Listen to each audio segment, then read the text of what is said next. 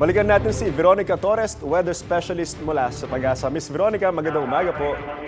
Magandang umaga din po, Sir Anjo, pati na rin sa ating mga taga-subaybay sa unang hirit. First question po, no, Miss Veronica, huhupa na po ba ngayong araw ang ulan dito sa Metro Manila at saang-saang lugar po kaya muling makakaranas ng maulang panahon?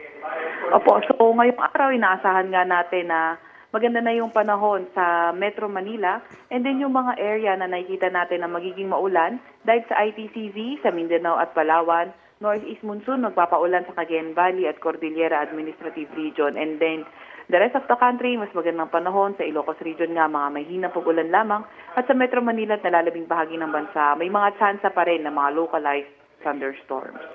Papalapit na po, no, yung bagong taon. Babalik pa po ba itong shearline, Miss Veronica? Opo, papalapit na nga yung bagong taon, so inaasahan natin although ngayon, wala nang epekto yung shearline sa parte na ating bansa, pero by tomorrow, not ruled out kung babalik itong shearline, and then possible magpaulan mostly eastern section ng ating bansa. Miss Veronica, may inaasahan pa po ba tayong bagong bagyo na posibleng humabol pa ngayong 2024?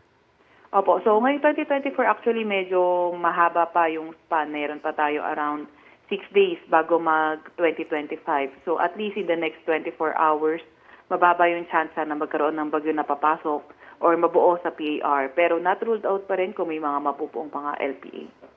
Maraming salamat at Merry Christmas po, Miss Veronica Torres, weather specialist mula sa Pag-asa. Ingat po kayo. Salamat, Merry Christmas din. Kapuso, huwag magpapahuli sa latest news and updates. Mag-iuna ka sa balita at mag-subscribe sa YouTube channel ng GMA Integrated News.